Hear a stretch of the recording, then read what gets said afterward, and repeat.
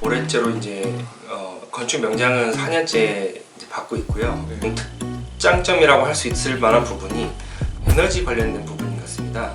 저희 같은 경우에는 이제 패시브 건축을 지금 하고 있고, 이 꿈꿔왔던 것과 너무 다르네 하는 것들을 느끼게 되는, 처음 지을 때 가급적인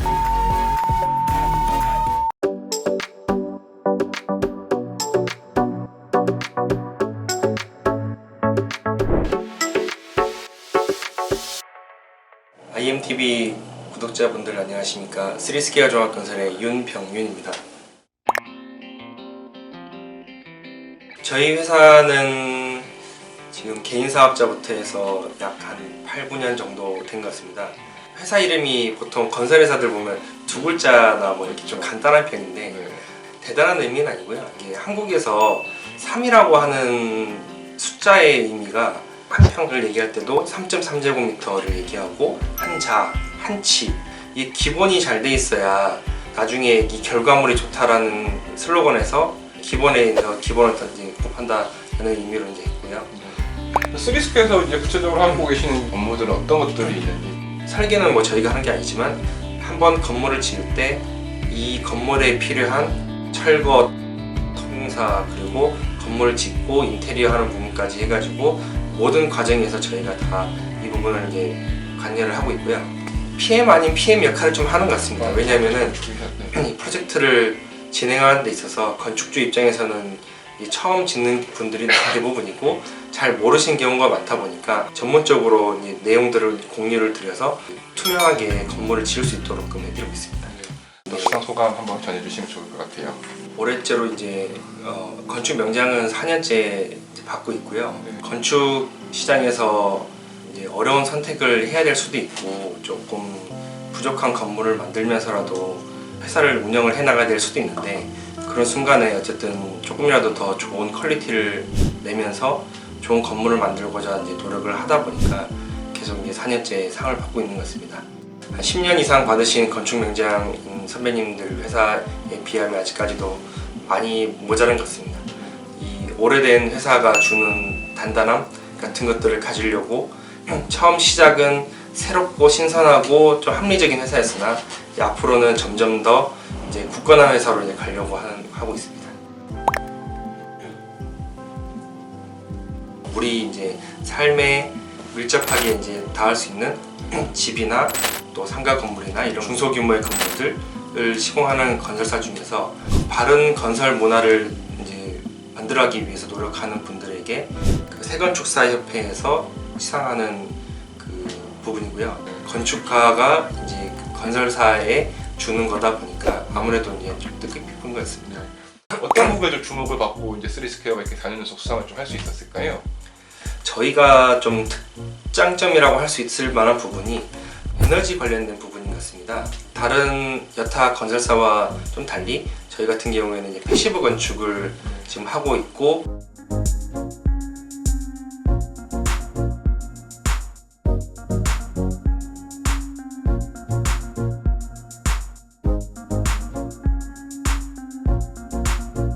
패시브 건물이 아니어도 어쨌든 패시브 협회에서 지향하는 똑바로 된 건물을 만드는 방법에 대한 거를 이제 기준으로 하고 있고요. 이 원래 패시브 건축이라고 하는 거는 독일에서 처음 이제 도입된 개념이긴 하지만 한국형 패시브는 또 독일과는 많이 다릅니다. 이 한국이 전 세계적으로 봤을 때 건축을 하기 가장 안 좋은 나라입니다. 우리가 흔히 얘기할 때 뭐 우리나라는 사계절이 있는 좋은 나라다라고 이제 흔히 얘기를 하지만, 사실 건축이라는 측면에서 봤을 때는 차라리 기후가 한 가지에 통일되어 있는 게 편합니다.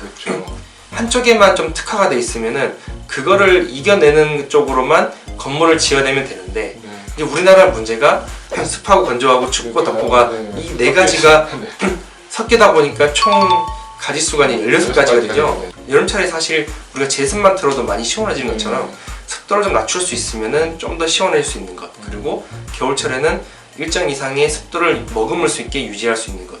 그래서 한국형 패시브에 나아갈 방향이 앞으로는 이제 이 습도 조절에 관련된 부분이 아닌가라고 생각을 하고 있고요. 저희도 아직까지 이제 이걸 적용하지 못했지만 아마 이게 이런까지 돼서 제대로 된 건물을 짓게 되면은 집의 이제 쾌적성이 엄청나게 이제 늘어날 걸로 보고 있습니다. 내 집 짓기를 위해서 좀 가장 고려돼야 될 우선순위가 있다면 어떤 부분에 조금 우선점을 두고 계획들을 수립을 좀 해야 될까요? 건축을 하는 과정에 있어서 건축 설계는 마치 우리가 연애할 때 같은 느낌처럼 꿈을 되게 많이 갖게 되고 애틋하고 뭔가 그런 부분이 있다고 치면 건물 짓는 과정은 뭔가 결혼같이 전투적이고 현실적이고 아, 이 꿈꿔왔던 것과 너무 다르네 하는 것들을 느끼게 되는.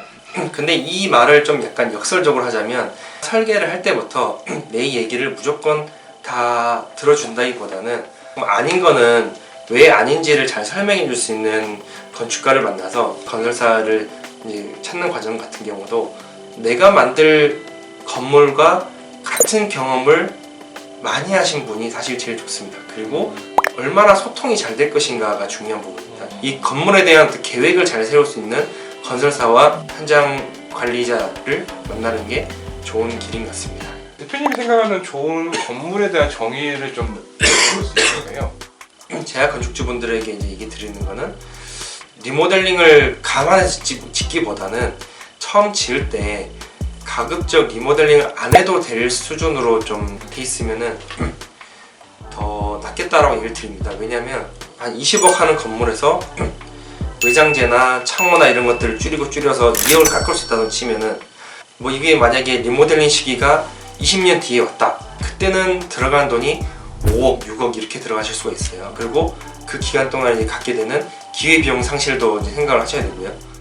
저탄소 정책에 맞춰서 지구를 좀 보호하고자 한다면 조금 더 에너지적으로 잘 지어두시면은 미래 세대를 위해서라도 되게 좋은 영향을 줄 거라고 생각하고 있습니다.